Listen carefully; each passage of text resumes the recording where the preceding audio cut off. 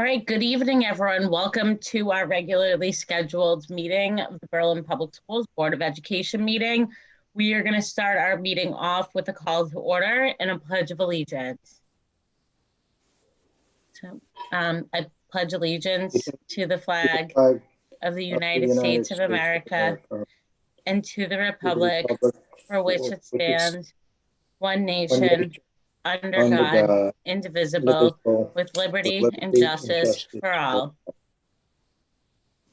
Sorry we didn't have a flag. Nick usually puts that up for us. So we're going to start the meeting off. We have an item to add to the agenda under new business to discuss the past election and board terms. So that will go under our new business, and that will be item D.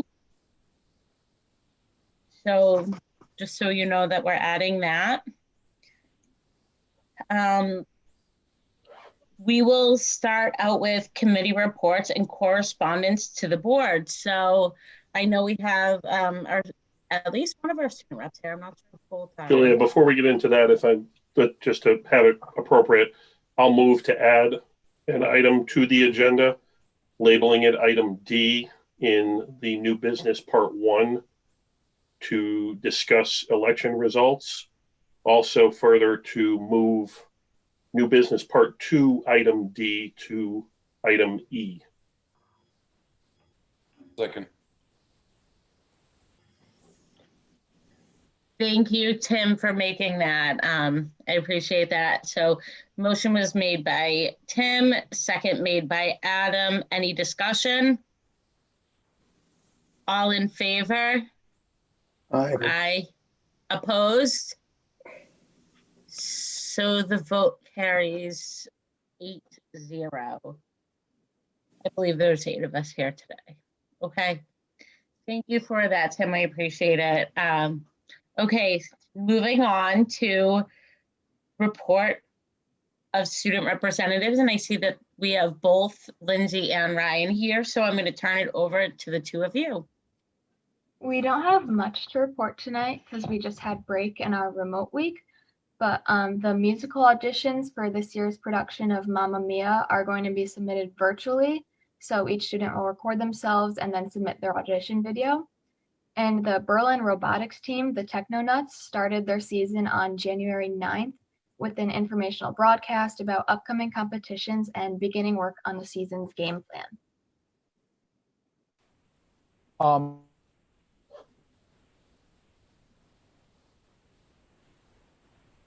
Can't hear you, Ryan. I'm not sure if you're muted or.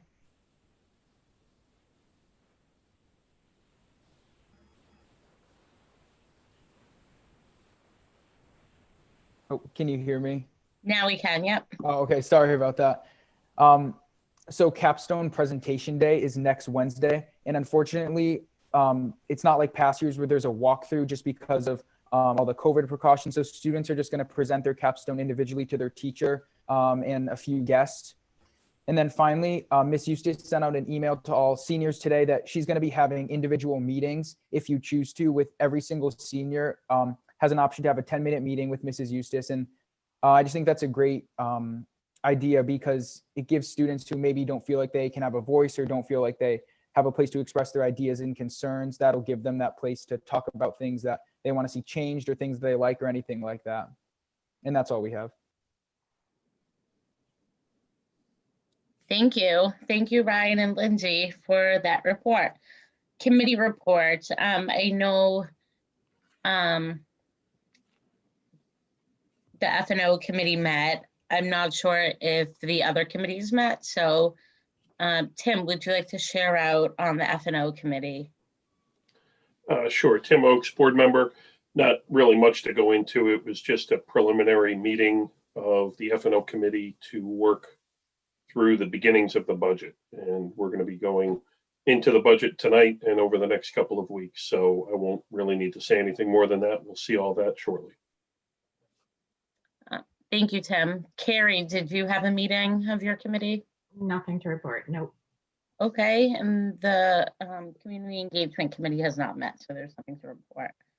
CREP report Tracy is not here this evening. She was unable to make it. I'm not sure if there was a correct meeting, but this time there's nothing to report. Correspondence to the board. Yes, we have two. To the members of the Berlin Board of Education and Central Office staff, thank you so much for the kindness you showed my family by sending the plant many cards and words of encouragement and sympathy. Your thoughts and prayers were truly appreciated for my father, Jen O'Brien. That's Aaron's assistant, or was Aaron's assistant. She recently took another job. To the Berlin Board of Education, thank you so much for thinking of my family as we grieve the loss of my father. It was comforting to have the love and support of so many people during this difficult time. My dad loved serving the Berlin as an officer, Board of Ed member, and a police commissioner. When I look at the plant you sent, I will always be reminded of the contributions he made to the Berlin community. Thank you again, Kristen, Joey, Grayson, and Gabriella Pandolfi. Kristen's a teacher at McGee. Thank you, Brian.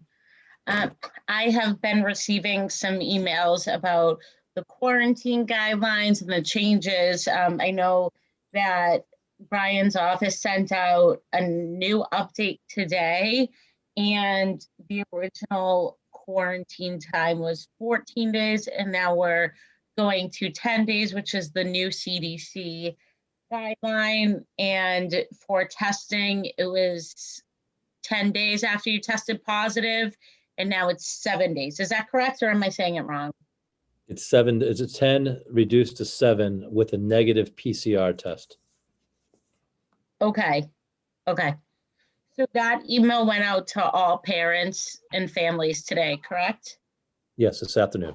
I believe it went out at 3:16 p.m. So, and there is a travel advisory update as well. So I just wanted to share that because I have been getting some correspondence and I'm responding to it as it comes. It's also posted on the website. We made the adjustments on the website also of both travel advisory as well as the quarantine guidelines. Thank you. Audience of citizens. I have not received any emails for the audience of citizens. Have you? No, I just received one email last week, and the concerns were they really wanted a second week of remote learning. As of right now, we did not have any positive cases to report today, so I'm hoping that continues throughout the week. Some of the concern with that is that we've really been conscious about the length of time that we notify parents of changes. We've tried to do it at least a month ahead so they can make plans. So to put a second week in remote and to do it to parents, I think I got the email on Wednesday. It would have given them less than 2 days to adjust. And, we're hoping that we have even better results than we had after Thanksgiving moving forward this week. So that was the only email I got, Julia. Thank you. So moving on to item 4, the consent agenda. Do we have a motion for consideration? Motion for consideration to approve the items on the consent agenda. Do we have a second? I'll second that. Who is that? Mark? Perfect. Discussion. Is there any discussion around the consent agenda? No? All in favor? Aye. Aye. Opposed? All right, vote is 8-0. Unanimous. Moving on to item 5, new business.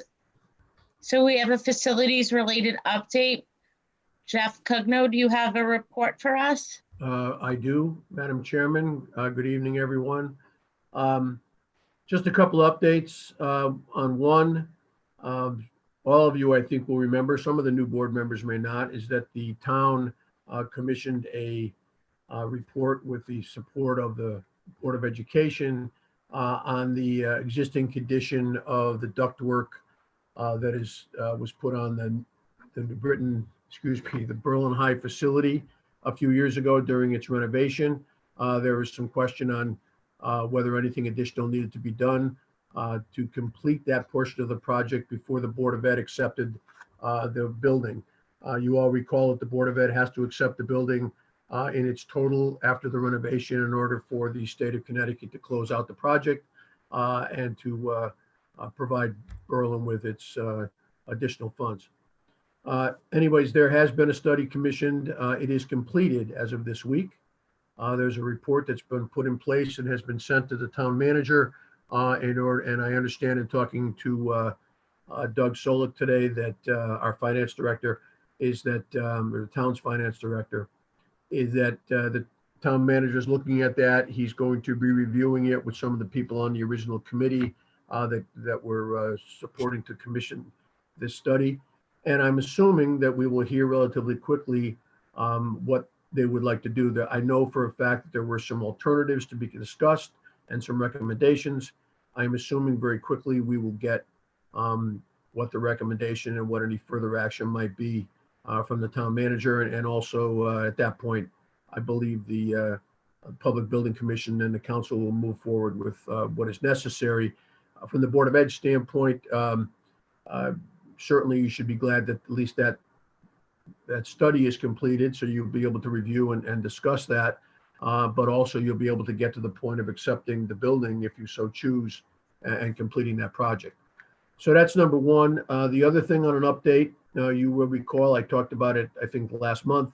The town had commissioned, along with the support of the Board of Ed, an air quality balancing and commissioning study to be done on all our facilities relative to air quality and state guidelines, et cetera, to do with our HVAC systems and some COVID guidelines. That report is also completed. I understand the written report will be in our hands this week after speaking to Doug. I spoke to him this afternoon. And I think that report is going to talk about, I've not seen it yet. I think that report is going to talk about what the condition is, what remedial action is necessary, if any, some short-term and some long-term suggestions. And I believe we will be reviewing that shortly and then moving forward with whatever is necessary to handle that issue. So those are the two items from the facilities report, and that's all I have. Thank you so much.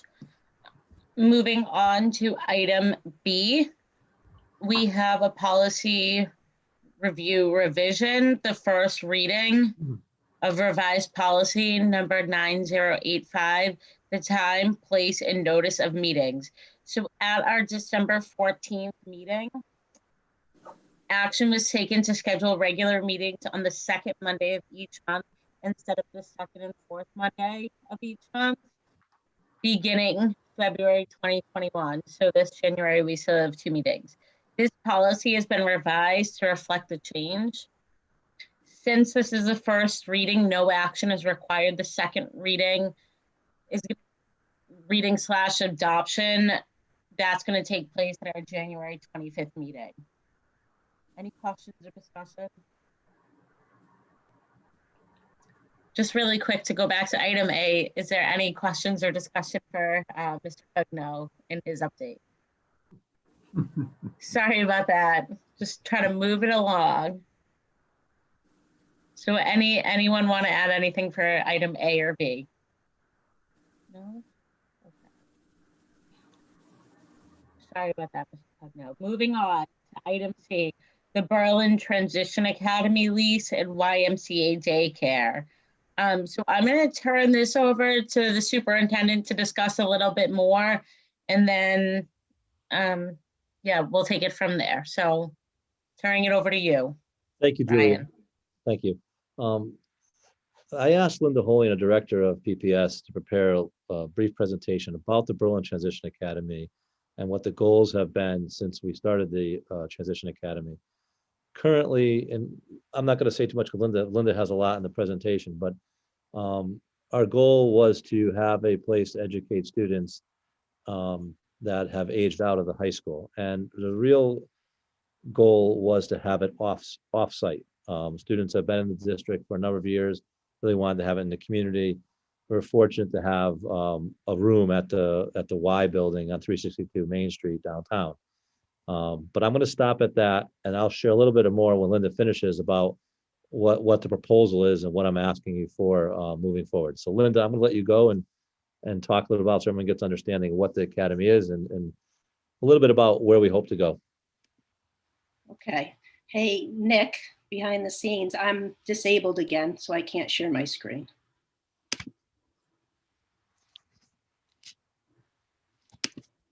There we go.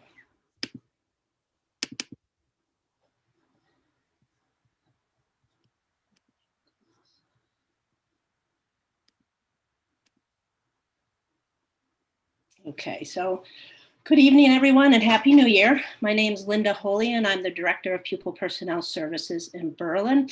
And I just put together, just for some of you that don't know about special ed, because a lot of people don't understand what the whole Transition Academy is. This is just to give you a little background about the Berlin Transition Academy and the services that we offer children, our students.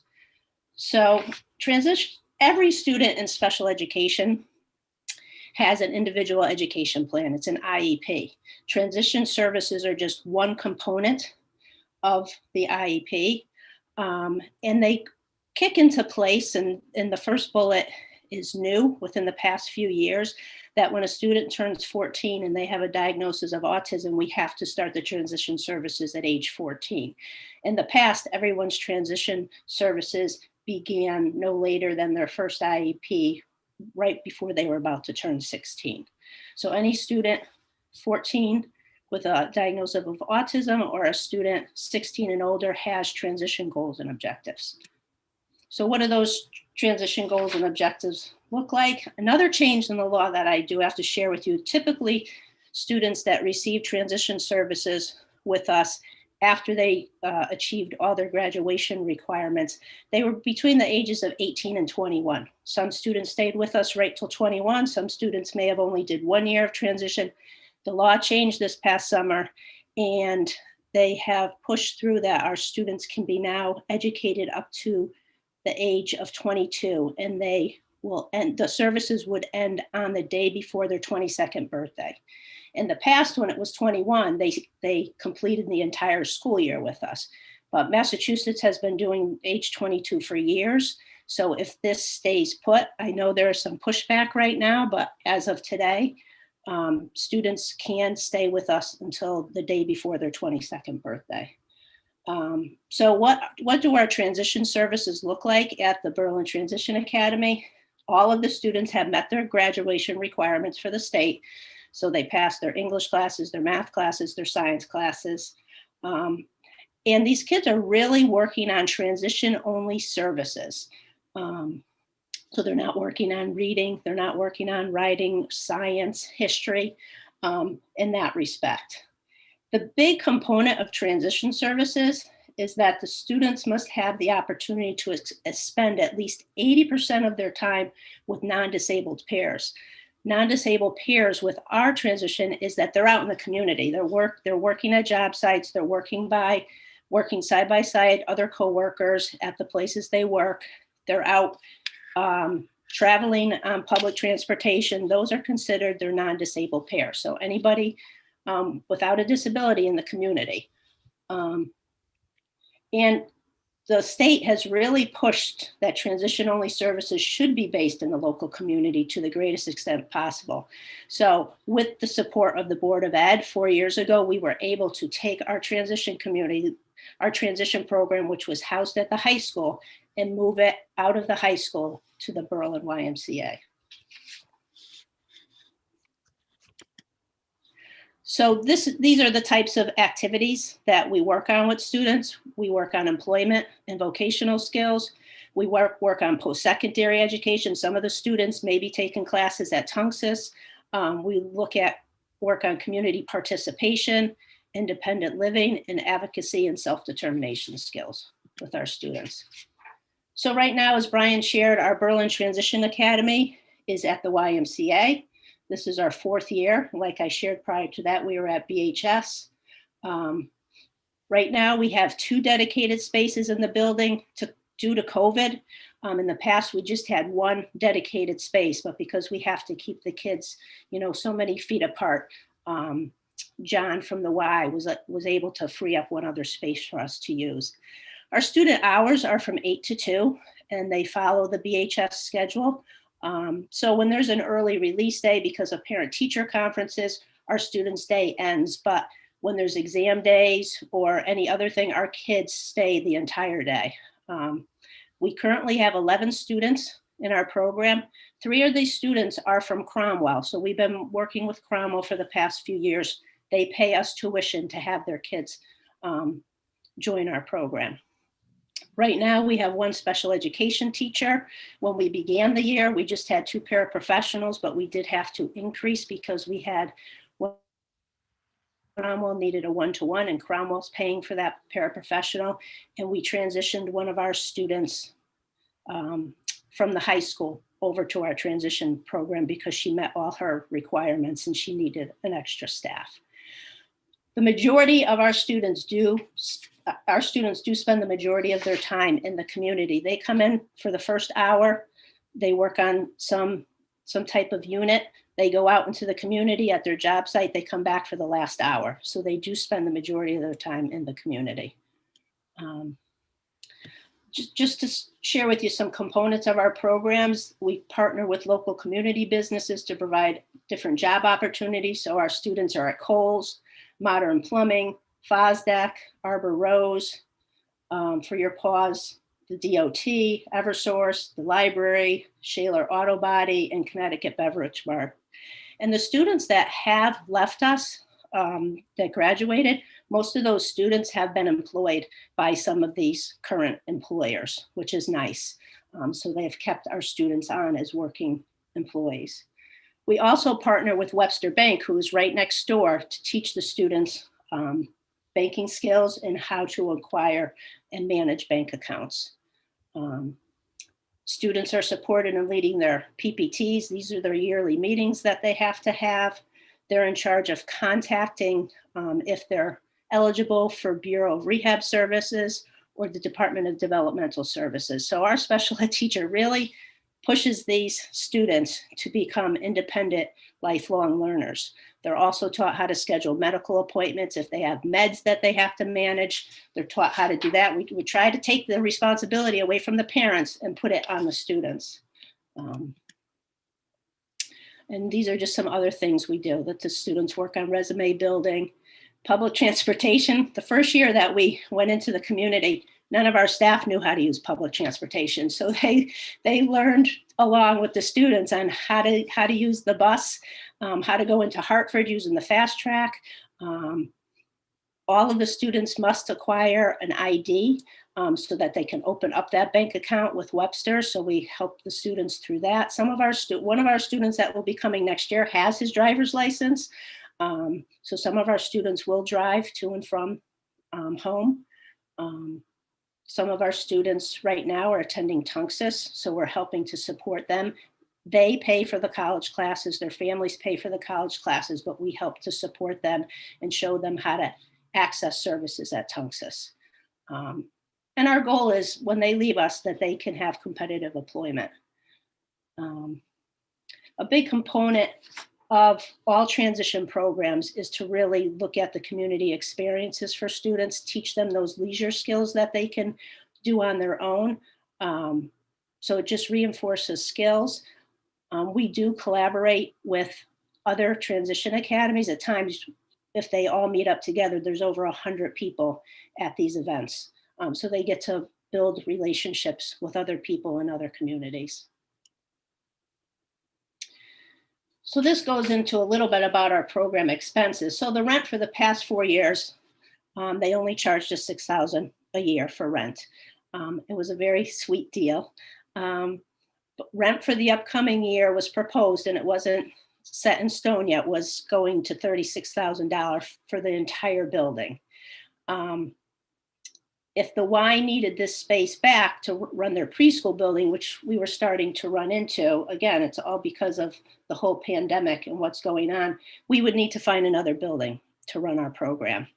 And Jeff met with a local realtor, and he said the cost to rent a space in Berlin would be anywhere to $10 to $20 a square foot. So what's important to know too is that this is all happening at the end of February. So if we had to find another space in February, we would have to scramble to find that other space. Just some other expenses is our estimated transportation cost for the school year is about $49,000. And that's taking the kids to and from job sites, doing the community experiences. And then we have field trip supplies and work study. Our future goal for the Transition Academy is that the Director of Pupil Personnel Services from Cromwell is actually speaking to their board tomorrow to talk about how can we partner with Cromwell. Right now, Cromwell just pays us tuition to have their students come. We really want to partner with Cromwell to share the costs of the program. We would have to develop a new name for the program. We would take on the entire space, which means we can expand our programming needs to our students. We are going to research grants. You're going to hear about this in my presentation Wednesday. Vans for the programs. I think we can save a lot of money if we had our own vans instead of contracting with MBT. A lot of the transition programs do have their own vans. And then a real long-term goal down the road is to offer spots to other towns as tuition-based kids. So if we could start bringing other students in for other towns and, and charge tuition, that would be great too. Our transition you'll hear from me on Wednesday. Our transition program is going to increase from 11 students this year to 25 next year as well. And 7 of those students will be from Cromwell and the rest will be from Berlin. Does anyone have any questions? Hi, Julia Dennis, board member. Thank you so much for your presentation. As I'm sitting back and watching this, I'm just thinking, how far this Transition Academy has come from when we first approved it to move to the Main Street location and going to the grand opening, and now looking at the continued expansion, now partnering with another district. One thing that's always stuck with me, and you presented this to us, what was it, 4 years ago, 3 years ago, 4 years ago, we started talking about it, was that there were no university or local college opportunities for our students because those programs were all full. And the big vision was to make something even better for our Berlin students. And I'm just so impressed when I hear how far this program has come and the opportunities that we are creating for our students in the Transition Academy. And I'm hoping, as I was listening to this and you were talking about the businesses that work with our students, I'm hoping that the expansion of the businesses in the downtown Kensington area, will also help create more opportunities for our students. Yes, Vicki works very hard to do that. I think we're one of the few transition academies right now this year that are actually going into the community right now during the pandemic. So it's been a little more challenging for Vicki to get new opportunities, but we definitely have to get some more opportunities next year. But again, because of Brian's vision of how we're going to deal with this whole COVID, he said, nope, these kids, that's the big part of their program. If they just came to us and sat at the Berlin Transition Academy, the majority of their goals and objectives would not be met. So the kids have been working very hard to get into the community and do their work study. Thank you. So as I said, I asked them to give you a little background about where the program is, where it's going, and now I want to tell you what we're asking for. So the YMCA came to us and said that he would not build no longer. The director is my brother, in full disclosure, of the New Britain, Berlin, and Y. He came and said, I need to take the building back to run preschool and daycare out of the building. So I'm going to have you guys, vacate in February. And in discussion, there's other high schools that have the child development and they have a preschool and daycare within the high school or within the schools, provided there was room. So we met several times. We met with Eileen Eustace, the high school principal.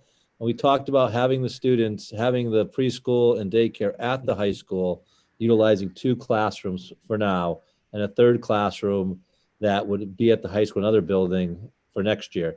And those students that would be at the high school would be part of the child development course. The students we have students come in for a couple hours when the students need to do their practicum and to work with the students, to have the students be able to utilize the students for also psychology courses. That we would have the students at the high school. And what I'm asking you is to allow me to negotiate with the Y The Y has agreed that if we do provide the 3 classrooms, they will provide us with the entire building in a lease. We would have the entire building for starting in the end of February. And we would continue that for, we'd sign a lease agreement for a number of years. And what we'd be giving the Y would be the child development classroom at the high school and the STEP classroom, which is next to the child development classroom. There would be a minor amount of, there would be 2 sinks that would have to be added and a doorway between, a passive door in between the 2 classrooms. And for that, we would then, the 362 Main Street would now then become whatever the name may be with Cromwell. Linda didn't mention this, the expected number of students next year is 25. That would be at the Transition Academy. So we're currently paying a lease of $6,000. He did talk about, Y did speak about $36,000. That was prior to the need that they would need the building back. So to me, after speaking to Eileen and speaking to Linda and speaking to the Y multiple times, I think it would benefit our students on both the students in the Berlin Transition Academy, but also think it benefits the high school students by having an actual preschool and daycare there for the child development program at the high school. So I'm asking, and you can see in the agenda, I'm asking that you allow myself, Jeff would be involved as Linda, to continue to negotiate with the Y and to move this forward for this year in February. So I don't know if there's any questions. Should we make the motion and then open it up after the second for discussion? And Julie, this is Adam Selena, board member. Just before there's a motion, just so I'm clear on what the motion is going to actually entail. Brian, are you saying that the lease in effect is going to be essentially no charge because it's going to be our space for their space? Is that what you're saying? Absolutely. The only fees we would pay, we would have to pay the power and heat at the Berlin Transition Academy. Other than that, there'd be no fee. We would have the entire building. We can take the Ymca sign down and whatever the name would be, we'd have it. And we'd be able to utilize the building. The Berlin Transition Academy runs 8 to 2. We'd have full access to the building, even the evenings if it was needed for something, if upbeat or whatever we needed, we'd have that use of that building. And I think, Linda stressed it, but I think the location of the building, being that it's right there, walking distance to several restaurants, walking distance to the bank, the bus stop, it's a great location. Thank you for that clarification. Because of that, I will make a motion. I'll move to authorize the superintendent of schools to enter into an agreement with the YMCA to utilize 2 classrooms at Berlin High School and a 3rd classroom at Berlin High School or another school for its daycare program in lieu of rent for the Berlin Transition Academy to be located at the YMCA 362 Main Street, Berlin, Connecticut. I'll second that motion. So the motion was made by Adam, the second by Mark. Now we will open it up for further discussion. I have a question, Jamie Miller, board member. Brian, I know you said, or at least I thought you said that the STEP classroom would be utilized. Where's the STEP program moving to? So we went and looked with Eileen, then I asked Linda to take a look at it. Right now, the mezzanine upstairs, we have a large space with the mezzanine, the restrooms are there. It's actually larger than the space they have downstairs. So we thought that would be a great location. It's tucked in the library, but it's also a large space that we could then possibly add a wall if we needed to make 2 rooms with the availability of restrooms. And if you even needed a kitchen, right behind that, there is a full kitchen. Not to say that we would necessarily utilize the kitchen, but there's a full kitchen there also. And Jamie, ESS is offices and their therapy room and their conference room is right there as well. Okay, second question. That's where the yoga mats and things had been set up before. Yep. So also this is my social worker for the town side now. That's also considered the shelter room, if you will. So just keep that in mind as well, that if a shelter has to take place, that was the area that was, I think, kind of pointed out to utilize. Again, obviously, I don't think if a shelter is taking place, the kids are in school, but just as a side note. I personally, and I can, I don't want to speak for Linda, but if there had to be a shelter, the space would still be readily available for a shelter. I don't think it'd be any issue at all.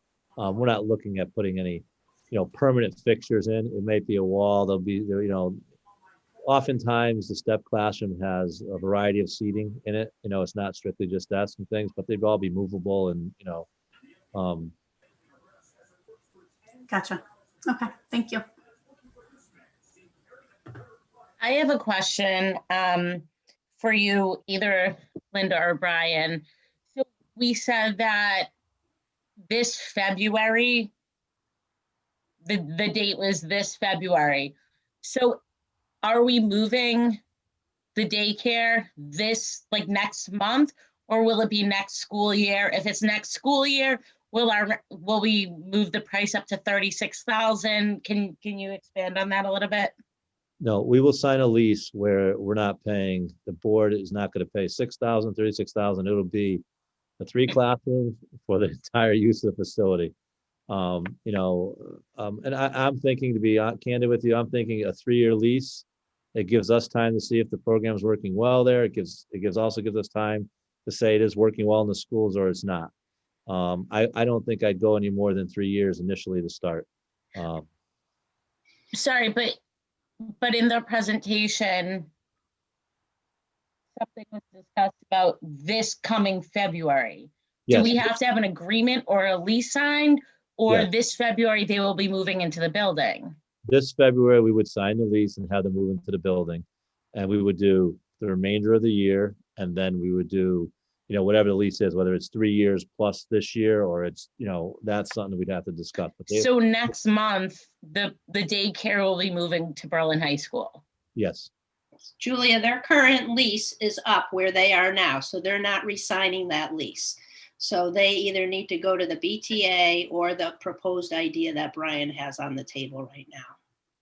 So what does the plan look like from now until February, so it doesn't disrupt the learning at Berlin High School and in the areas that it's moving, and also the transition for the students, especially if the STEP program's moving? Like, can we How many talk students, a little? how many students are in STEP, Linda? There is 11 right now. So I asked Linda before, I said, I think it's important for the STEP students to look at the space that they have upstairs where they'll be going, to talk about what's the appropriate, how they'd like to set up the room, because the students are in that room frequently throughout the day. So we have plenty of time to do that. And if there were different items that we needed for the room, we would ensure that they receive those. As far as the preschool and things, I don't think it'd be an issue in that time to restructure that. I think the only concern would be that the STEP students, that we have that space, retrofit for those STEP students. We have had Doug Solek, our building superintendent, look at the 2 sinks that need to be put in the doorway, and he thinks that could be done without an issue, prior to February. So I think we're in a decent place. I know, Linda, you shared with the STEP teachers already that this potentially could be happening. We didn't want them to hear it at a board meeting that we're talking about it without letting the teachers know. And so they will have a separate entrance? No. Students will come in. All of our security measures for the Y would be the same. So for parents, it'd be using a Raptor. Licenses go through if they come in the building. They have a very protocol right now because of COVID where parents do not come into the building. They're dropped off and picked up for preschool. But they could use a separate entrance on the side to exit. But if we had anyone coming into the building, we'd want them to go through the security procedures. And I think that's advantageous for the parents to know that if they're in Berlin Public Schools, they're using the same security provisions that we're requiring everyone to have. And so how would, another question, I'm sorry if I'm taking up all the questions, how would this follow COVID protocol with the preschoolers in Berlin Public Schools? Because it's YMCA and Berlin Public Schools, 2 completely different because organizations. they're going to be isolated to that room, and they have to follow the criteria that's set for daycares, which the daycare, the number of students they have to have, that they can have has been reduced. The number of staff members they have to have has been increased. So they'd have to follow all those protocols within those rooms. When the COVID is over, I've talked to two other districts that have that. Farmington has something, and Meriden has at both high schools. The students are often interact with the high school students and pep rallies and different events. I mean, it's kind of nice to have, as you know, somewhere to the little people in the high school. So it's not as though this is unprecedented. It hasn't been done other places, I guess is what I'm saying. And next semester, would the students be working, the high school students be working with the preschoolers, like due to the whole COVID and social distancing and tracing? I think we still could have them work with them if with following the right protocols. I mean, if we're following distance and things, I think the nice part is we really have a difficult time, and you know, often to get parents to drop off their children. It's more of a contrived daycare because they're coming in for 2 hours and then, you know, then they're leaving. I know for many, it's great if they know, you know, the students at the high school, the younger students know, or their family members or friends. But now to have students there that, you know, where there's enough students where it's not one student and 5 high school students working with that student, there'll be, you know, ample students to work with.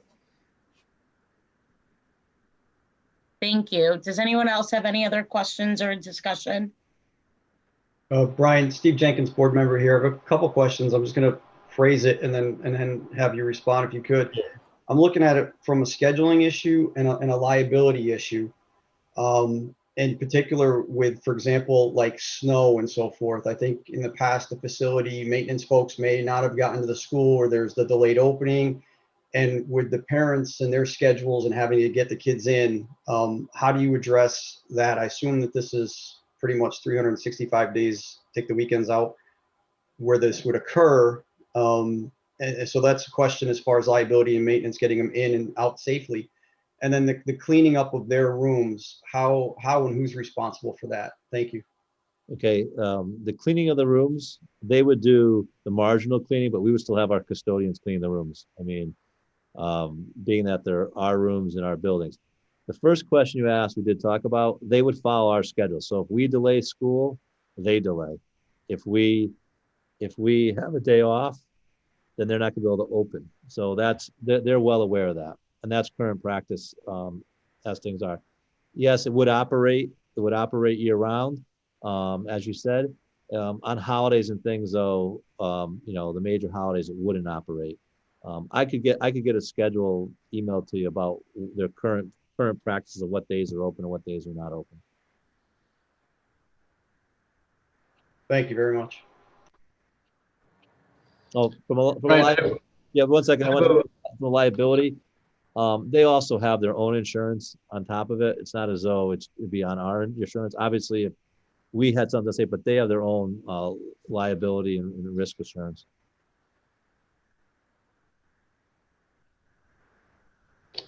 Hey, Brian, I have a question. Steve Weber, board member.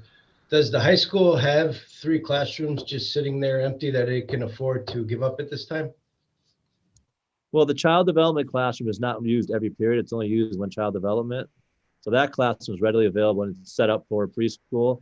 The STEP classroom is set up almost identical to child development classroom. And we do have the additional space. The high school does have space in the mezzanine and there was other spaces too in the high school that we could utilize. So the answer to your question is maybe not a classroom, just to say a regular set classroom, but there was space that could be utilized. I mean, we have a virtual reality lab that wasn't a virtual reality lab, and now it is. So, I mean, there is space that can be configured. And the space that we're looking at for the STEP program, to me, there's windows. It's a great space. It overlooks the parking lot on the second floor. It's not as though it's a I don't want anyone to think it's a closet type of room. It's definitely not. So it wouldn't be occupying actual classrooms, is what you're saying? Right. The preschool and daycare would occupy the actual classrooms, and the STEP program moved to, we called it a multi-purpose area. Right now we had TVs up there. As Jamie said, there were yoga mats. We would have PD there sometimes and set up folding tables. So that's the space that we'd be using now on a continual basis for the STEP program. Okay, thank you. Carrie Sassy, I have, board member, I have a question that really just maybe gets a little too far into the weeds, but thinking about kids in daycare, I'm thinking about bathrooms and access to sinks, refrigerators, those sorts of things that kids are generally coming to daycare in need of. So what would the setup for that basically be a wash with what is then the trade for use of the building on Main Street? In other words, have we figured what the cost would be to ensure that all of those necessary items and or access to bathrooms, you know, reasonable for preschoolers or daycare students or children? Sure. The state has to come in and certify the preschool. So the bathrooms that are currently there, that they would use exclusively for those rooms, should meet the needs of the state certifying that area as a preschool. So we wouldn't have to put any new bathrooms in or anything of that nature. And what we'd have to do is 2 sinks and a doorway cut through. And because we haven't negotiated yet, my thought is to have the Y pay for the materials, and then we might pay the labor if it has, because it's unionized, if it's done by our staff here, or, you know, the town staff to put them in. But that's something definitely to negotiate with the Y. As we did things to the building when we made did the kitchen over at the Berlin Transition Academy and made that room functional for us.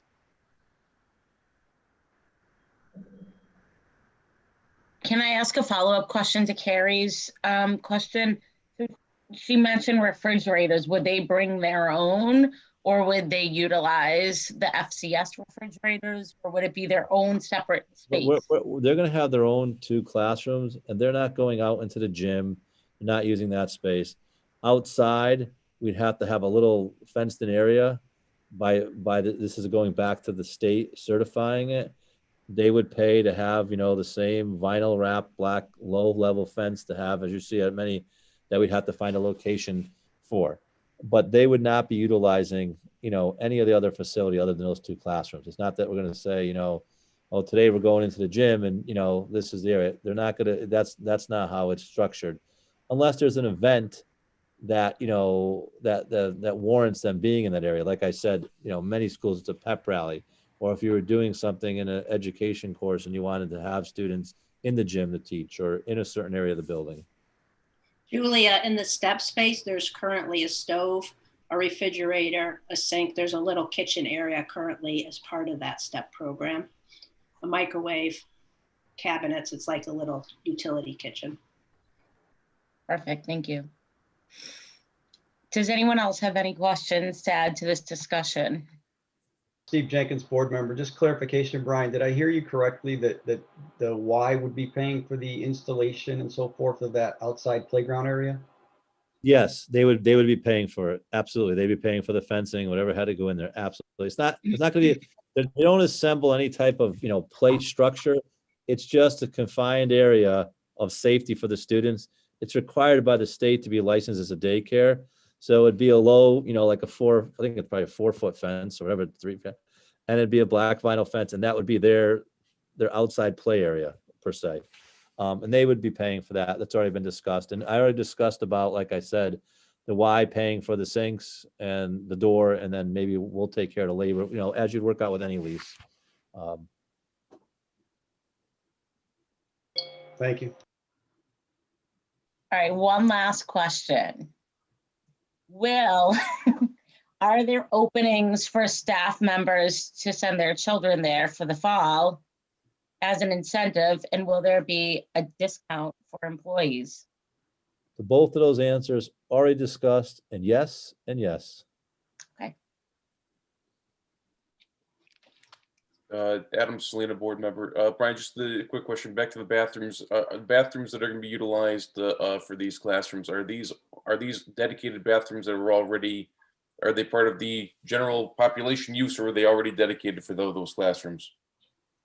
I know the ones they were looking at, I believe they're going to be dedicated just to those students. But right now, we still don't have, and correct, maybe the students can correct me, perhaps not all the bathrooms are open anyways. Am I correct, Lindsay and Ryan? There's a number of restrooms in the high school. Like The step room has its own bathroom in there. They would need a little sink probably and a little toilet because they're average right now, but there is a bathroom built into that area for step that's only used by step kids. Okay. And so likewise, that would be a bathroom that would only be utilized by the daycare and child development. Okay. Just, my quick comment, I think it's a very creative way of accomplishing a goal for, both our very, very young students and children as well as our older transitioning students. So, kudos to Brian and Linda and everyone else that worked on this. I think it's, trying to do something within the confines of what you're provided. And it sounds like a pretty good solution. And I do like the Transition Academy being where it is, especially with the Steel Point project going up as well. And you're going to have additional businesses going there. Everything's within walking distance. It makes much more sense having it there than being on an island by yourself at the high school. So this seems like a very smart and prudent compromise between all parties. So nice job. Thank you, Adam. All right, if there's no more discussion, we'll go to a vote. So Adam made the motion, Mark seconded the motion. All those in favor? Aye. Aye. All right. Opposed? Hearing none, the vote carries 8-0. We're moving on to item D, which we added at the beginning of the meeting, to discuss the past election and board terms. So I'm going to turn this over to Superintendent Benigni at this time to elaborate more on this.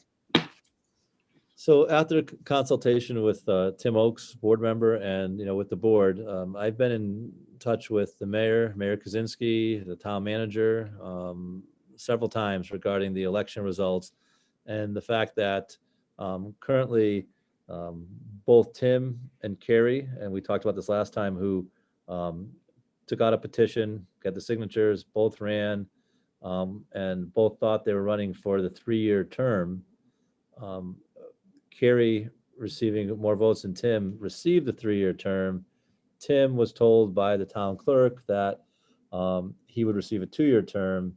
And really, there's some, I don't know if it's that there's lack of clarity with the charter. Some feel the charter is very clear. And speaking to the town manager and the mayor, they're claiming that, and they're in consultation with the town attorney, that the charter is ambiguous on this and it's really past practice. So that being the discussion, we've gone back and forth, talking to the officials about what should be done. And with that, because we're represented by Shipman and Goodwin, the town is also represented by Shipman and Goodwin for labor issues. In order to have Shipman represent us here, we have to have a waiver form signed by the town. That has not been done. It's been discussed. So we're at a juncture here where we need to make a decision on, do we look at, and I've talked to Rich Mills, our attorney for Shipman and Goodwin, do we need to make a decision on if we're going to move forward and look into this further, having a different law firm represent us so there's no conflict with Shipman and Goodwin, and being that they represent both parties, the town and the board. The town manager and the mayor didn't say that they wouldn't put something out that allows for past practice to change. They just said at this time, the town attorney is saying it's not as easy as that. And that's really what was left on my last conversation. So, being with that, things have kind of reached, as I would say at this point, unless I get a phone call, it's kind of reached a stalling point where, we don't know what's going to happen at this point. So what I bring to you, and Tim, you may want to add to it, is, do you want to move forward with a different attorney and file paperwork to essentially challenge the charter and challenge the decision, and to get an interpretation of the charter and what is the most appropriate way which obviously not just impacting Tim, but impacting future elections. And my position with the mayor and the town manager was, can the town attorney just draft a statement that says, this was past practice, moving forward, this is how it's going to be handled. And, I was told it's not as easy as that. So that's as much as I can add. Tim, I don't know if you want to add anything else to it. And I spoke, and to say the mayor was great. I spoke to him, I think on Christmas Eve at like 5:30, 6 o'clock. And I spoke to the town manager on New Year's Eve. So it's not that they weren't responsive. I just don't know if they know where they're going to go with it.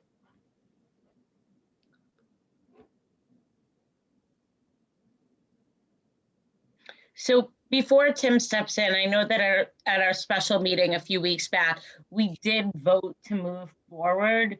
So is a vote necessary, or is this just an update? At that point, we were looking at, I believe, having the town sign a release so that Shipman and Goodwin could represent both parties. That's not happening right now. I don't have a release, and I don't know if we will. So I guess if moving forward means that we, look at a different attorney to represent us. Rich Mills has given me a few attorneys that he's recommended, and I know that Tim has an attorney that he's aware of. So if the thought is that we're still moving forward and that you'd like me to take charge of that, I will definitely do so. So the last time we met, the motion for our Friday, December 18th meeting was moved that the board authorize Shipman and Goodwin to advise and represent the board with respect to a determination by the town of Berlin regarding the length of the term of office for one member of the board following the November 2020 election of board members, and moved further that the board waive the conflict of interest involved in Shipman and Goodwin's representation of the board in this matter, as Shipman and Goodwin serves as labor counsel to the town, and the town is therefore a client of Shipman and Goodwin for matters unrelated to this matter. So obviously this motion here would not carry to use other counsel, correct? Wouldn't carry over? That's why I'm asking you if you'd like me to move forward with it. I don't want, we said Shipman and Goodwin. It would not be Shipman and Goodwin that would do it at this time, unless, like I said, unless the town all of a sudden decides to sign the waiver. So if we are moving forward with another firm, do we need to have a motion? I think we do. Yes, that's Okay. why we're here today, and that you charge me or whoever you want to appoint on the board to make that decision, or you want me to, I won't have a meeting for a couple of weeks, so to bring back, a name, we would lose all that time to move forward. So before we have a discussion, we don't have the motion written up. Is there anyone that would like to add a motion? Then we need it seconded, then we can have a discussion. So I will open the floor up if anyone is interested in putting a motion out there. Julie, I think the idea, Steve, is I see you thinking about it. I think what we're looking probably is just to authorize the superintendent to pursue this matter. So similar language from our December special meeting, removing the conflict waiver need and the authorization of Shipman specifically. So Tim, would you like to make that motion? Because Go ahead, Steve. this position with Tim, I think it should come from somebody else. So I'll make the motion that we authorize the superintendent between meetings to secure adequate counsel in furtherance of the December motion that's previously been passed by the board. Motion made by Steve. Do we have a second?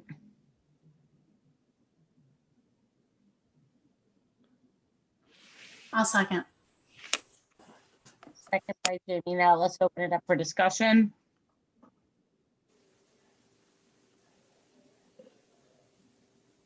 So, yeah, I mean, just some feedback from my perspective, as Brian pointed out, it may still come to pass that the town chooses to sign the waiver and work through Shipman, or they may come forward and decide to put some language out there that addresses this issue. My concern, however, is that it only addresses the issue for my election results and doesn't acknowledge the interpretation of the charter, which could have ramifications on subsequent elections and other board members in the future.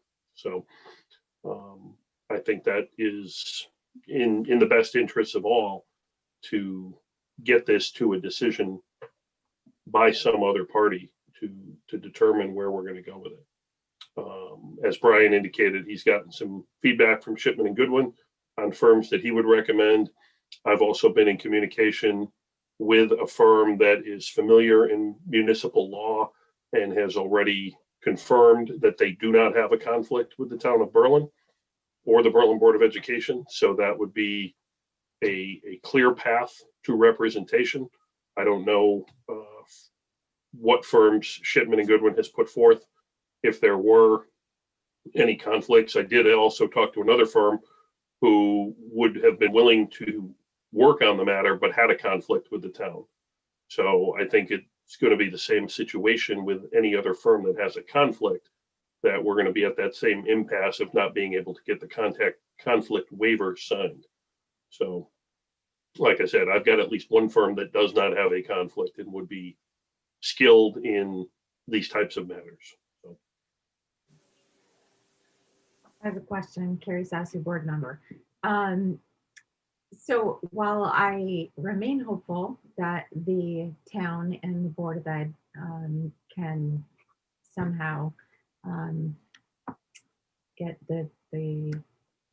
Shipman and Goodman to work with lawyers within their firm to easily resolve this, and we can move forward quickly on this in agreeable terms. My question, to kind of get down to brass tacks, is does anyone have a sense of the scope of this project and the associated cost of such? I think it comes down to, one is the research of it might be a few hours, but the discussion that could go on between the groups could be lengthy, right? I mean, they're going to have an opinion, then the town's going to have their attorneys have an opinion. I don't know how many times back and forth it's going to go, Carrie. I know that when dealing with the, even when we did have a waiver with the security guards, it was quite expensive to sit and iron out, the language and so on and so forth to get agreement. So, I don't know until we know what the firms would charge their hourly rate also. In the past, when we've had to go outside of Shipman, the rates were very similar to Shipman's, if not a little more.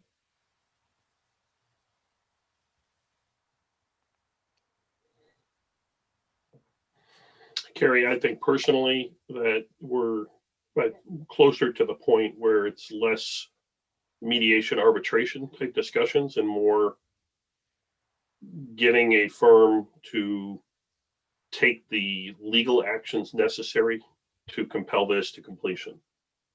Meaning there's less of that back and forth that existed in the security guard discussion, because I think that was just trying to, for lack of a summary of a term, work out a deal where those security guards would fit into things, as opposed to this, we just need somebody to look at the documentation and say yes or no, this is the proper reading of it or not. So I think that pushes the time need down in terms of how much time would be necessary to figure things out. There's the research component, there's the filing component, and then there's going to be a determination by a judge. Perhaps. I don't know that we can say that with any degree of certainty, given, there could potentially be lawyers on both sides of the issue who will interpret and argue for each interpretation of it. So I don't know. That's why I asked the question about whether or not someone had a sense or had gauged what the scope of the project would be and the potential associated costs. But, I think you're speculating and we're all speculating, but we don't know right? So that's I guess the answer I've gotten, right, is we don't know. Is there a way that we can move forward to get a sense of what that might be? Will a firm kind of draw that up for us? I think once we secure a firm and we tell them what we're looking for, I think they can give us a ballpark of what they think for hours. You know, I don't, you know, and they might say, unless it goes this direction, it could be, you know, X plus plus, you know, at a minimum, it's going to be, you know, X. So I think we can get a range, Gary. This is Steve Jenkins, board member here. Yeah, I would suspect that A would be able to get a budget. But also I would be hopeful that perhaps the parties, the town and the school board would be amicable to, for example, just putting up the motions in front of a judge and having the judge rule on the motion and make it less expensive as opposed to drawn out depositions and filings and all that, because we just need a determination of reading of the charter. So hopefully they'd be open to just drafting the motions and putting them up there in front of a judge to rule.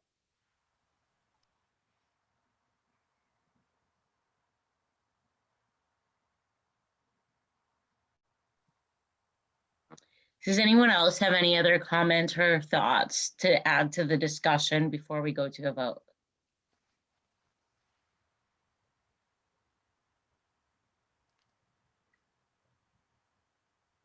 Okay, so I am taking the silence as none. So all those in favor, vote aye. Aye. Aye. Opposed? Okay, the vote carries 8-0. Julia, I will again take it abstain. Okay, 7-0-1. Okay. Thank you for that. So hopefully at our next meeting, we have more of an update to move forward with this. Now I'm going to turn it over to the superintendent to present his 2021-2022 proposed budget. To all you, Brian. Thank you, Julie. Let me share my screen here. I'll try to share my screen.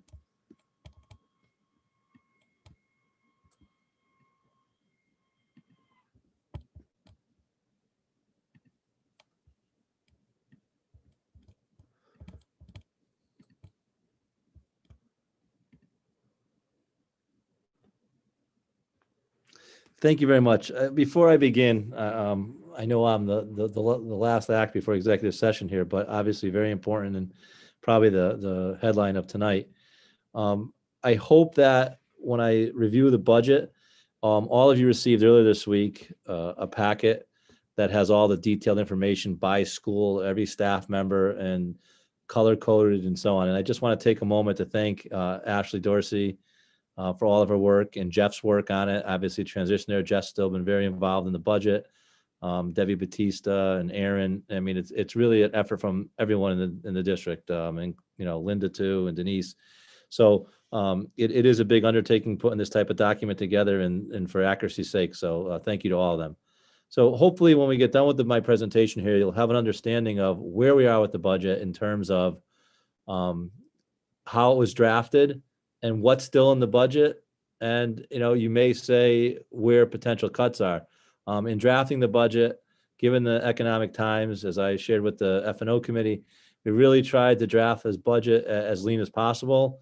And our major focus was to continue to provide class sizes and programs that we know are essential to the Berlin Public Schools, meaning, you know, without cutting courses, without raising class sizes to what's not been expected for years. So I think you'll see that as I go through it. So with that, I'm going to begin. So goals, continue to provide quality education to all students, standard that Berlin parents expect, expand the Berlin Transition Academy in partnership with the Cromwell Public Schools, provide students with education that prepares them for multiple options and opportunities upon graduation. Again, getting back to, you know, maintaining those courses at the secondary level, maintain class size and adequate course offerings, Ensure that appropriate course instruction to staff available for new graduation requirements. Provide adequate safety measures, equipment, systems that allow the students and staff a safe learning environment. The last goal here, not knowing what's moving forward. We built the budget from the standpoint that the COVID measures that are currently in place will not be in place, at the beginning of next year. So, with our fingers crossed. So I'm going to start off with a stacked bar graph, and I'm going to start with this. I'm going to end with this, and I want to just explain to you how this graph gives a pictorial representation of the budget. So if you look at the bottom part of the budget, you'll see last year's the 2021 budget at $46,416,503. Look at the top of the graph. There's the new budget request with a 4.56 increase. Within the stacked bar graph, when you're looking at the large blue section, which takes up, 2/3 or maybe a little more even of the bar, those are the contractual obligations, meaning that if we maintain the staff that we have currently and any new staff requested, and those new staff requested are very few, and I'll share that with you momentarily, we would need a 3.43% increase. Our 5-year average budget increase has been 2.08. So essentially, if we were to receive our 5-year average at a 2.08, we would have to go in to the contractual obligations and make some cuts. So in there, you have administrative salaries, certified salaries, non-certified salaries, and employee benefits.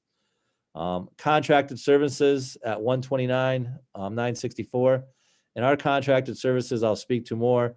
Those are not just, contracting services with a contractor or with a psychologist. Those contracted services include all of our educational and operational software, meaning Power School, Infinite Visions, Atlas Rubicon, Talent Ed, School Messenger. They're all tied in there. Looking at our transportation utilities, and I'll talk about that more. Very, very small increase of less than 40,000. We'll share with you how we're hoping to accomplish that. Textbooks, you'll see another small increase. Equipment and others.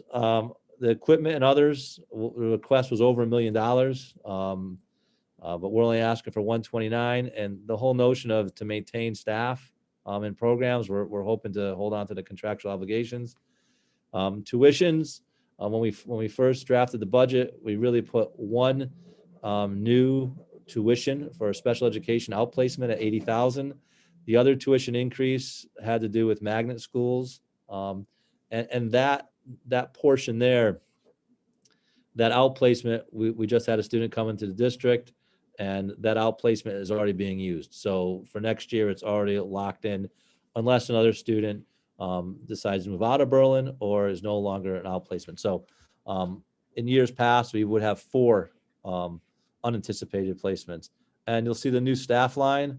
The new staff line really is 3 paraprofessionals. That's the only new staff that's being requested in this budget. So I'm going to do a lot more explaining, but that gives you kind of a pictorial representation as I go through.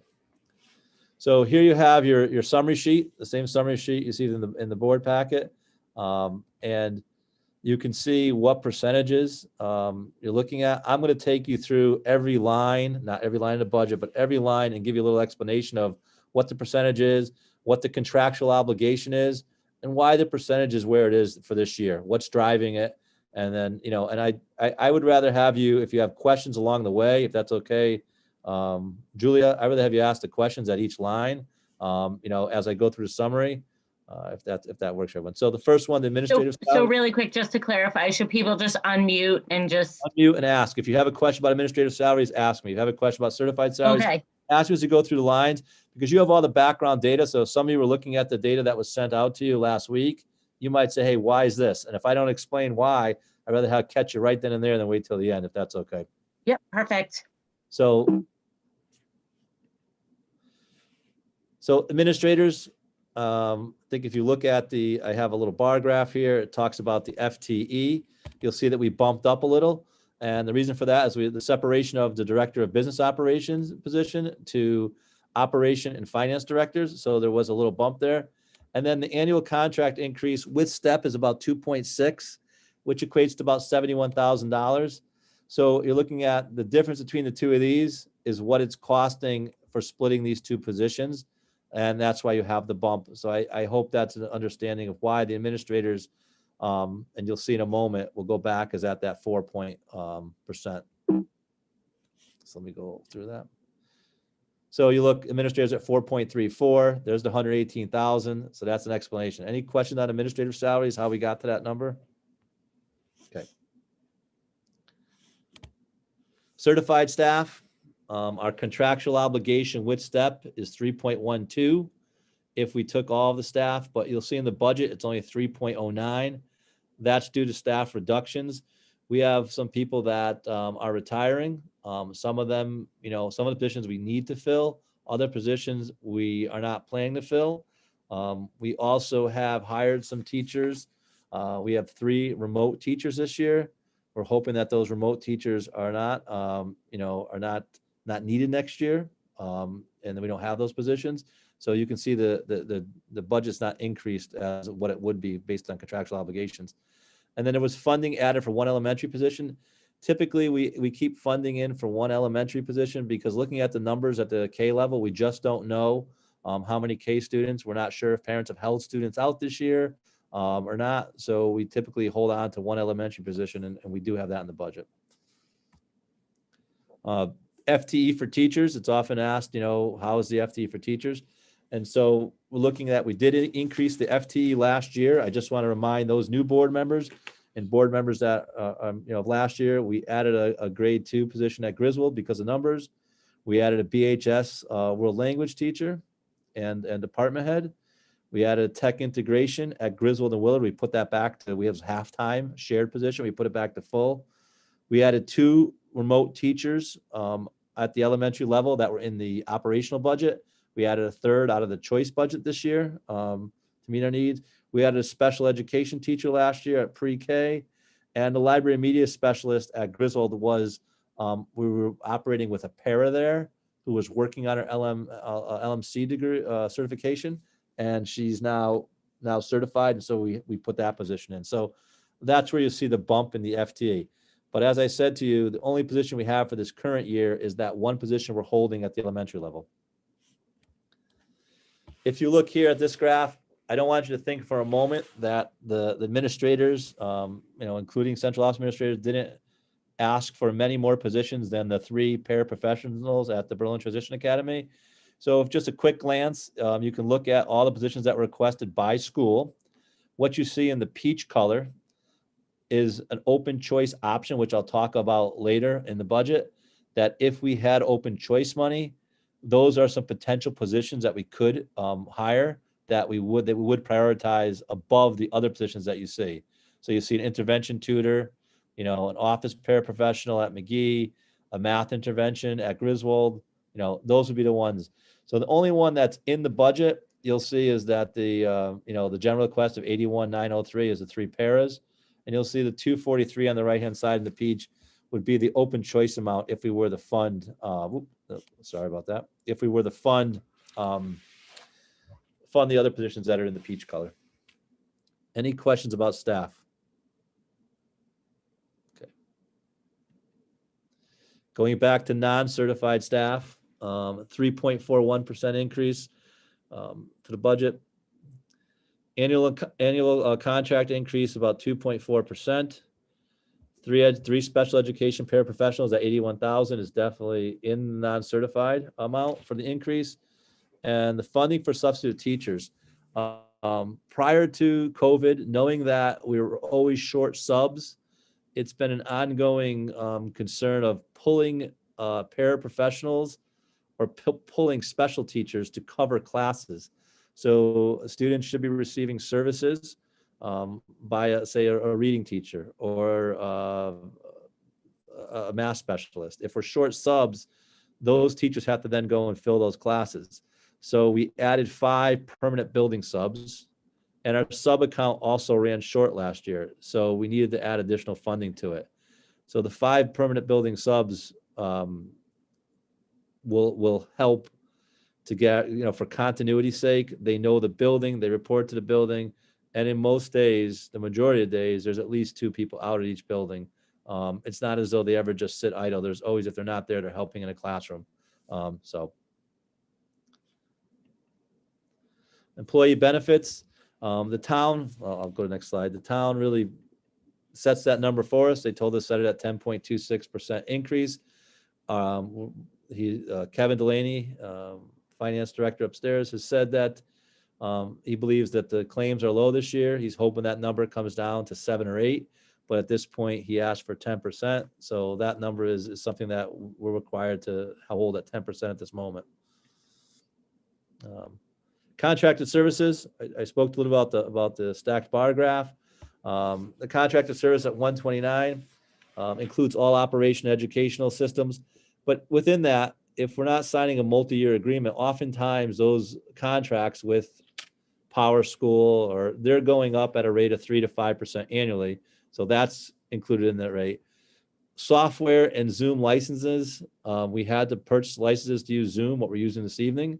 The rate for the whole district at the secondary level, as well as at anything at the district level, is $60,000 for the Zoom licenses, and we have another $60,000 for incoming student with special needs. The student requires it's a student at a lower level, primary level of the elementary, requires nursing services. For that student, there's $60,000. So you can see that most of the increase here is due to Zoom and nursing services. I just have to note that right now we're preparing the budget and we know the student needs the nursing services. But if this was to occur in the middle of the year and a student moves in that needs certain services, we're required by law to provide them. Whether they're budgeted or not is not an issue. We have to find a way to do that. It is concerning. As I show you the choice budget later on, the funds that we had available, that we kept to the side for those emergencies, such as COVID, you'll see they're really not available in this year's budget. So utilities, little nervous about this, had conversations with Jeff and Ashley. We're coming in flat for utilities, and we all know our utility bills go up. We're hoping based on the increase that we took here, but we're not sure. This is really not this anomaly year. So we're hoping that we're close to it based on what we raised here. But we'll have to keep an eye on that. And that's just a breakdown of how, how it breaks out for the funding. But whoops.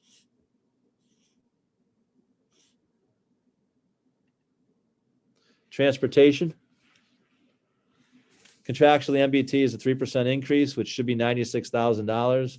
The budgeted amount is 1.22% or $39,000. We get special education excess cost grant and the reduction in repairs and maintenance. We reduced that a little bit. That's how we're hoping to offset that increase here of $100,000 plus with transportation. Again, go back to our message has been to preserve staff and programs. So we're hoping that we can make it here. Excess cost grant is typically used for both transportation and for outplacements. So, it's not unusual to use it for both of them. Tuition. Magnet school rate has increased 4%. So any student who attends a magnet school that we pay for, they've raised their rate 4%. That started to occur this year and will take place next year too. Additional outplacement, we had $80,000 in there, but we know as students coming in now that will be taking the $80,000 that was there. So we really don't. And the private and public rate increase is about 3%. So you can see a breakdown of how we came up with the number there of 114. I can tell you that this in years past, and it's been a number of years, we've used to have 4 anticipated outplacements at $80,000 in the budget. Then we slowly went down to 3, down to 2, and this year down to 1, and essentially right now we're at none. We weren't as concerned or I wasn't as concerned as I am concerned now because we had the choice monies that if we needed, they were able to be spent for that. Textbooks and materials, we held the budgets flat, except for new textbooks that were required.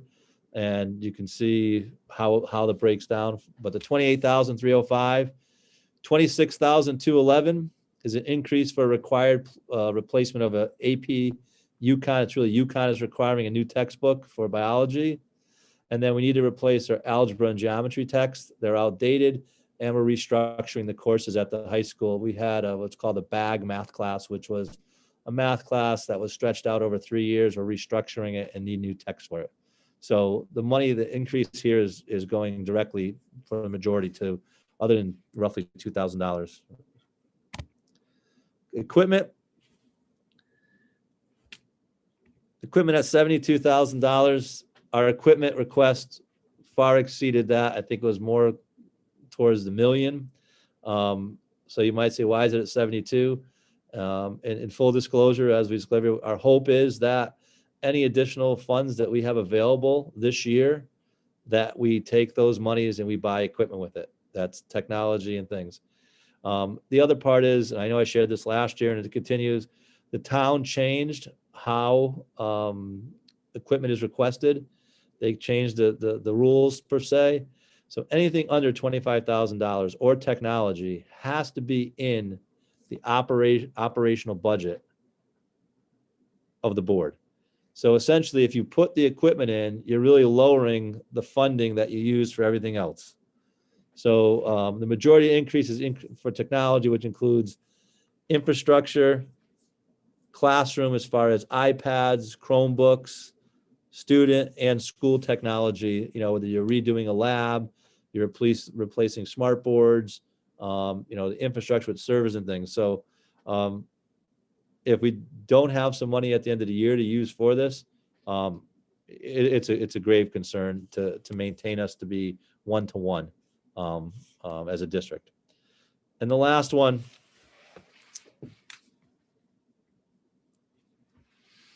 all other expenditures. As the principal shared with you Wednesday night, you'll hear some of the requests that weren't funded.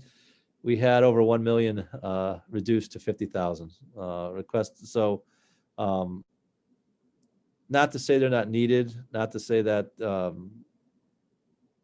we don't want to fund them. It's just, where we are as a budget and trying to maintain people and programs, we're setting that as a priority. So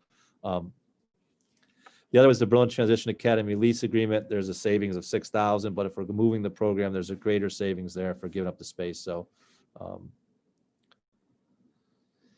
want to talk about choice for a moment. I know they haven't brought numbers to you yet for next year. We will. Keeping with the similar percentage at above 4, I'm anticipate bringing the 112 and accepting having a number at 112. We're going to lose 10 choice students for graduating the high school this year.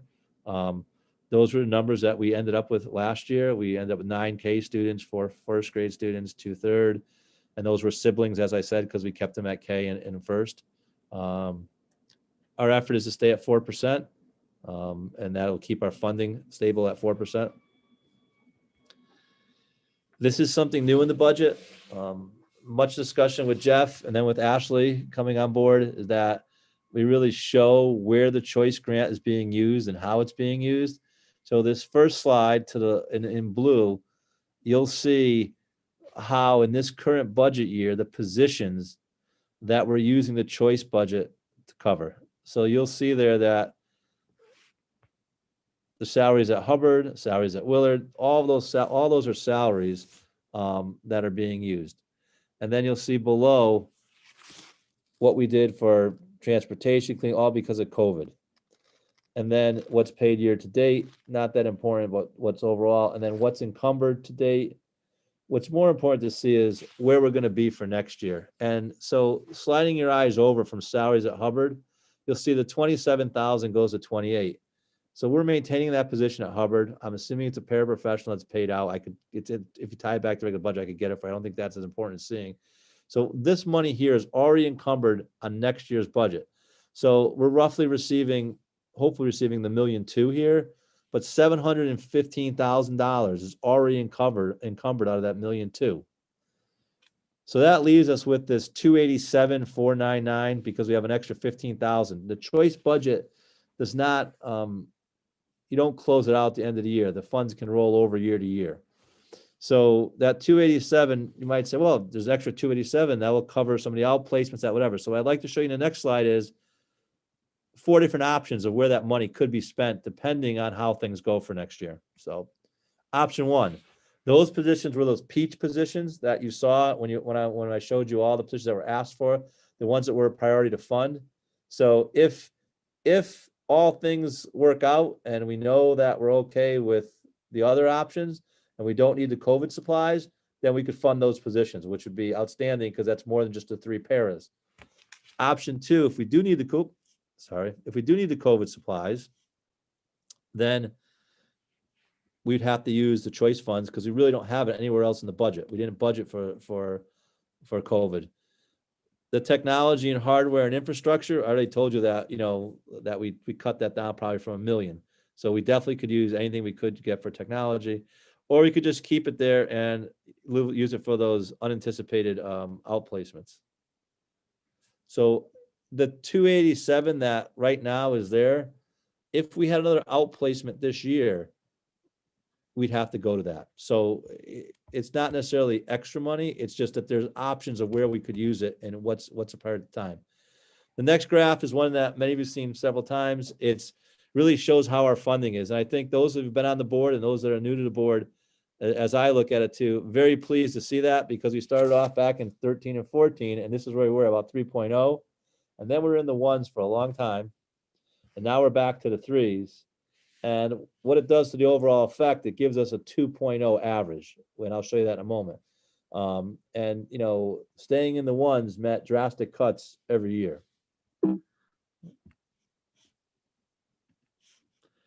So this slide here, and these towns they're towns that are familiar, and that's why they're used. Farmington is not in our DIRG. Glastonbury is not in our DIRG, but Wethersfield and Newington are, and Cromwell is just local. So we were for a number of years at the bottom. This is rank order here. We're now in the middle. And as I said, those 3.21 and 3.2, putting us at 2.08 is much better than where we've been. So I show you this only because it's not very important now, but as we start getting deeper in the budget, oftentimes people start talking about the mill. This is just a mill comparison of the same towns. And I won't draw any reference to it at this point, but you can see the 5-year change as well as what the mill is in Berlin. This here shows our net per pupil expenditure, and these towns are our DIRG, which is our reference group. We're a little better than the middle, which is great. And even with East Lyme, and for a few years we were down here. So down at the end. Oops. This shows the state average and Berlin, and you can see how wide it was getting. If you looked at, we were getting the 1s, it was getting wider, and now we're trending towards it with the 3s. So definitely positive. A little bit about funding. You can see the federal funding, the IDA Part B for special ed, being the largest fund tied back to special ed. Title I is used for additional services. It could be tied back to staff. And typically we do have staff in these grants. And as the grants get reduced each year, we have to oftentimes have to pull some staff out. The Title II is used for professional development. We received $41,000. In Title III, the $14,000 is used for our ELL program. So state funding.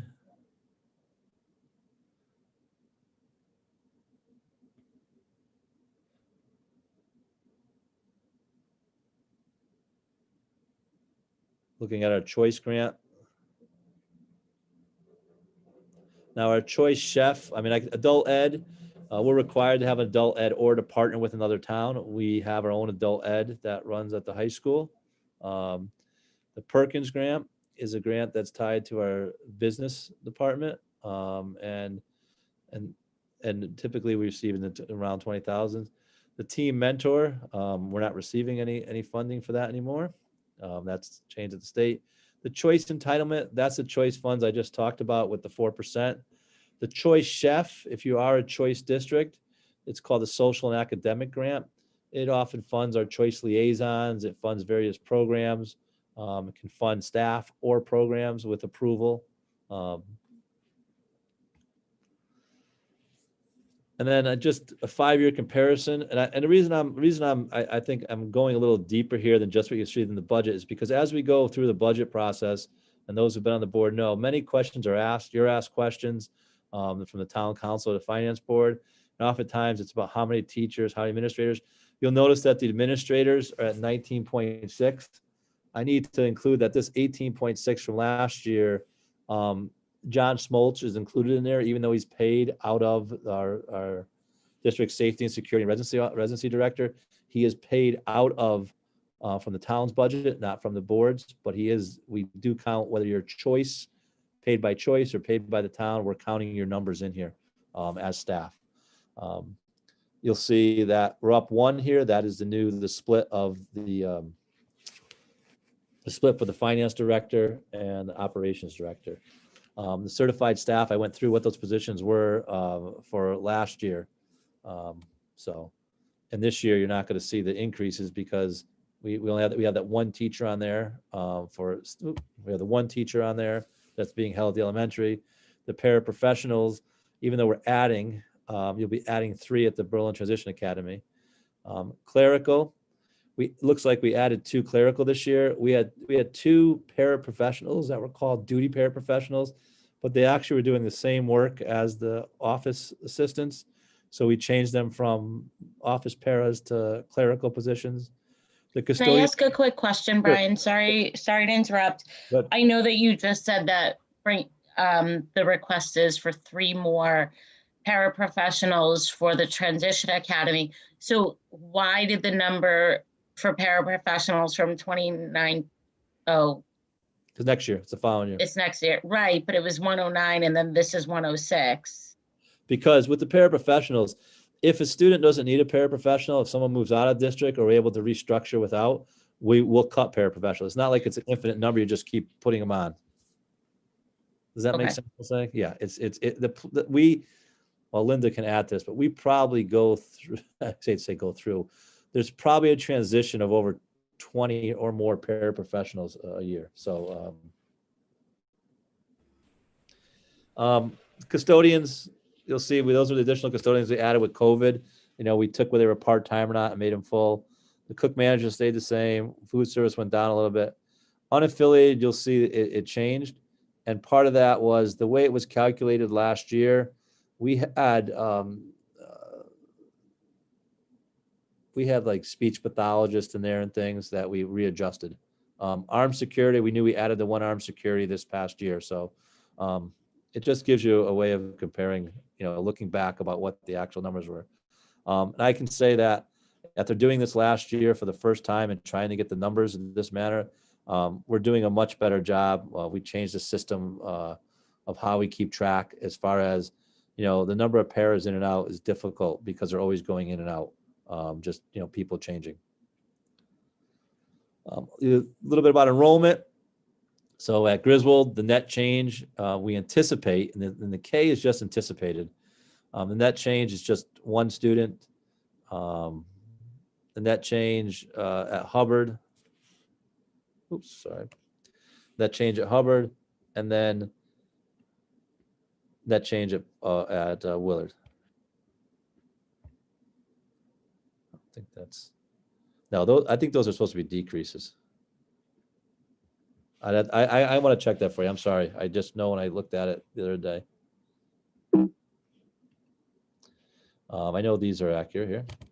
So the net change of 35 at McGee means the class of graduating 8th grade class going into the high school is larger than the incoming 8th graders. And also these are numbers projected, meaning it's what we best anticipate. We know that students sometimes do not go to Berlin High School coming out of 8th grade. So the numbers can change somewhat too.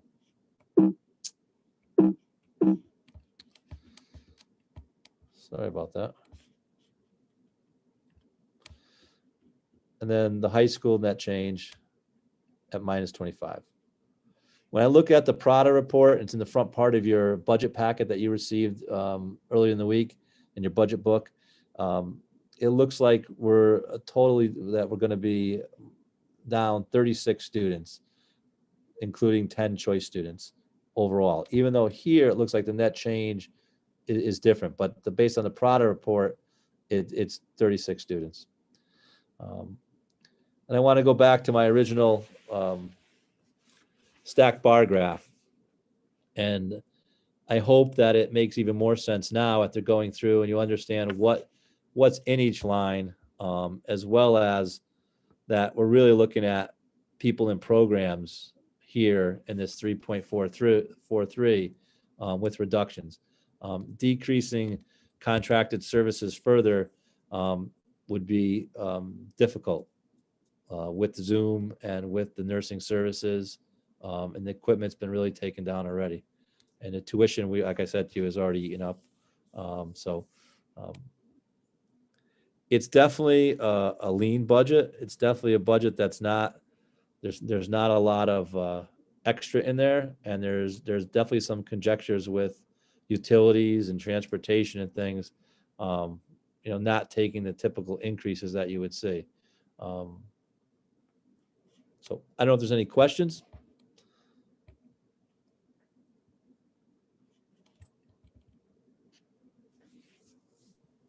Thank you for presenting that.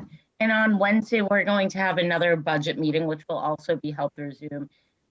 Can you elaborate more on what's going to be happening at our Wednesday meeting, just so people know before they start asking questions? Sure. As you can see, I do want, and in the past, the board's always wanted the administrators to present what they had asked for in the budget, so you have perspective. But there's really not a lot of new requests. So there'll be brief discussions with you coming from the administrators, because there's not a lot of new in the budget, if that makes sense. So you'll hear from the 3 elementary principals, you'll hear from each of the secondary principals, you'll hear from Linda, you'll hear from Aaron. You'll get a perspective of a little more about what those numbers are. What are, why is this the number that's been there for years? What is it supporting?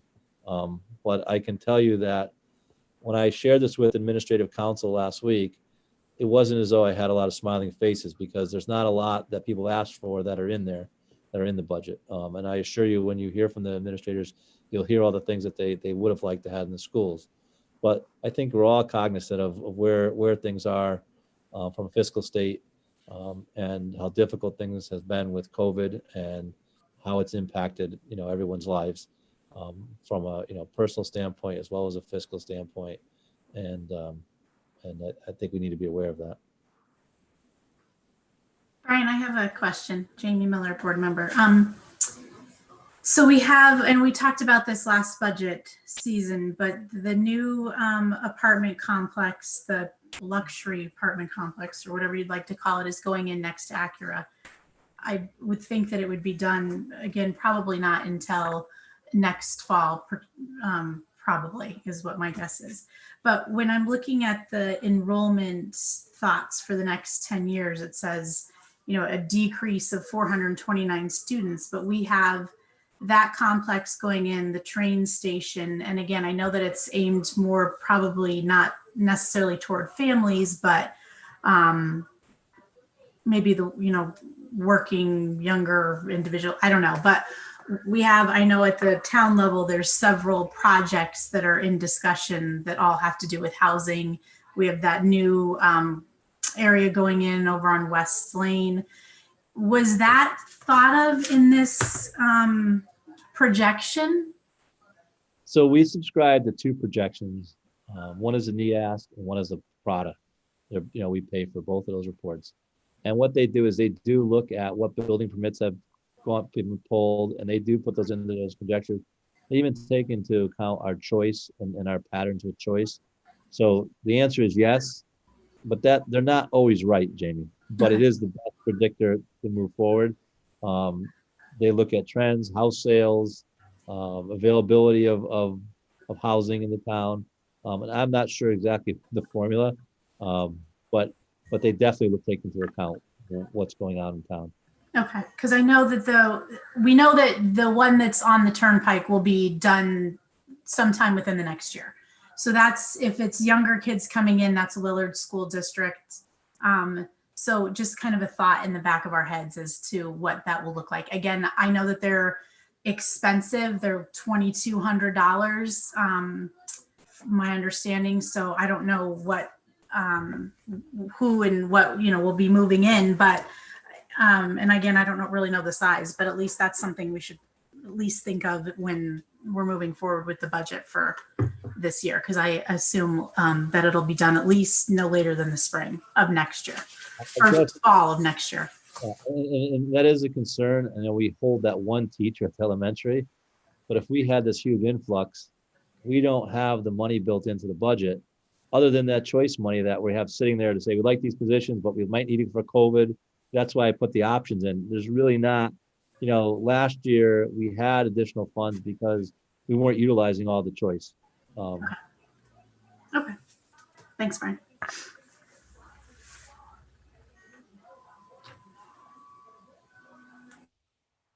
Any other questions? Yeah, Brian, Steve Jenkins, board member here. The budget, as you said, doesn't currently have the COVID money represented, although you have choice funds of about 287,500 for that COVID protocols going forward, if necessary. Given where we currently see with the vaccinations, and I don't want to get into whether or not they're going to be required for students or anything, that'd be a different discussion, I think. But if we had to continue with the current protocols, which is highly likely, I think, would the 287.5 be adequate, or how far off would we be? The model at the secondary level with the Zoom, we have the Zoom money in there, and there's not additional staff that we need. The elementary, dependent upon how many students are out. Right now, we're currently servicing those students with 3 teachers that we hired, and we've asked the library media specialists at all 3 buildings to serve as remote teachers, and we've asked specialists to serve as remote teachers. So we're not even providing the same services to the students in the schools. So if we had to provide all those services, the 287 would be inadequate, Steve. Absolutely be inadequate. So we're not totally funded. That 287, as I said, could be spent many places within the budget.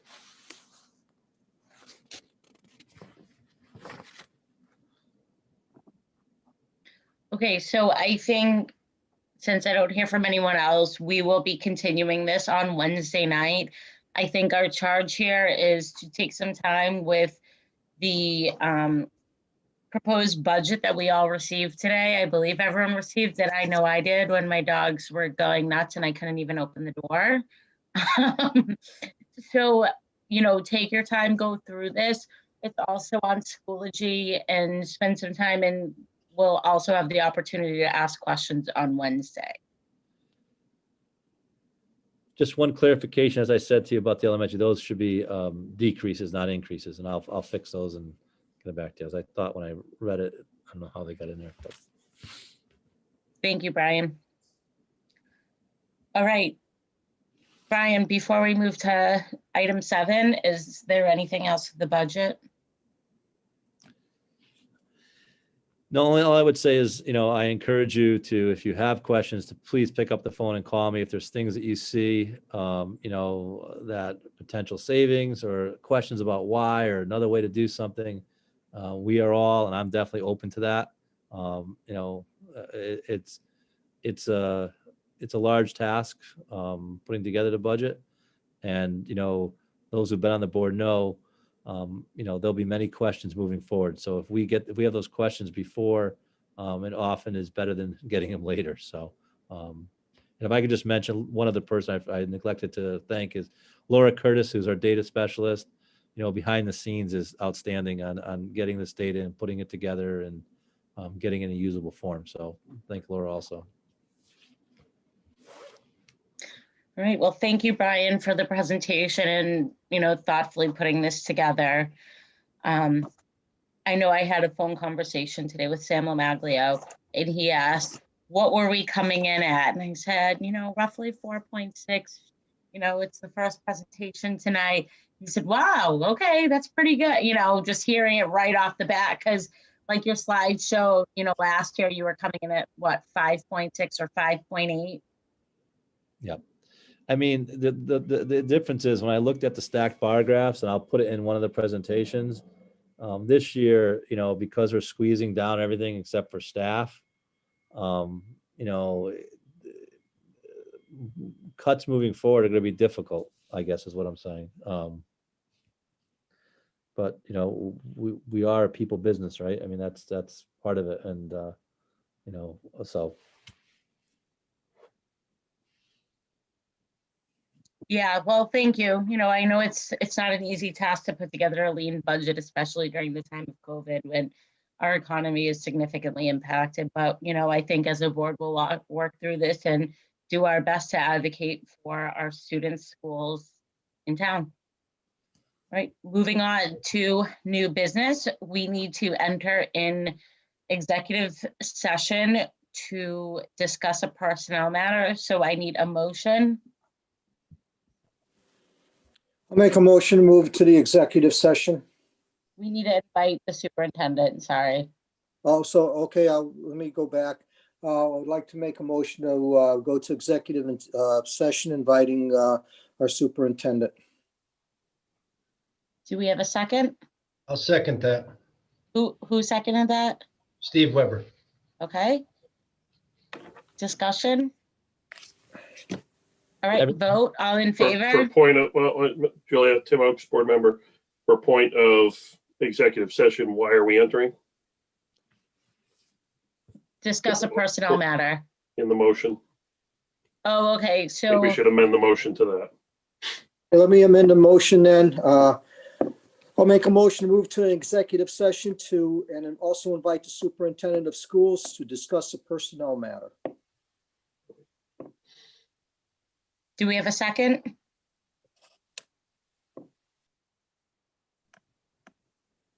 Second.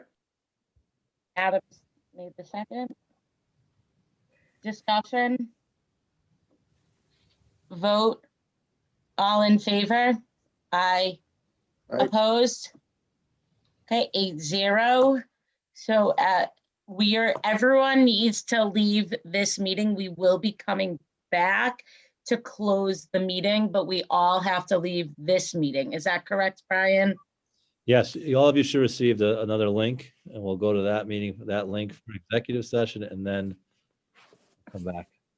So you have to leave this fully. Otherwise, people are going to hear what's being discussed in executive session. And then we will come back and close the meeting. Bye.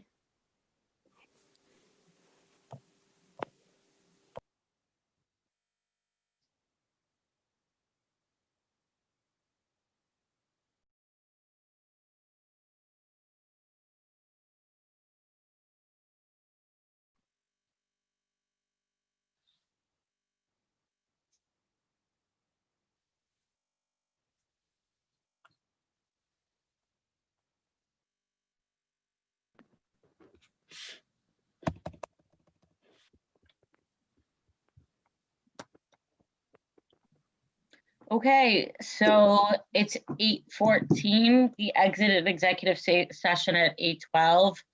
Now it's 8:14, we're all back. So there's one last item on the agenda.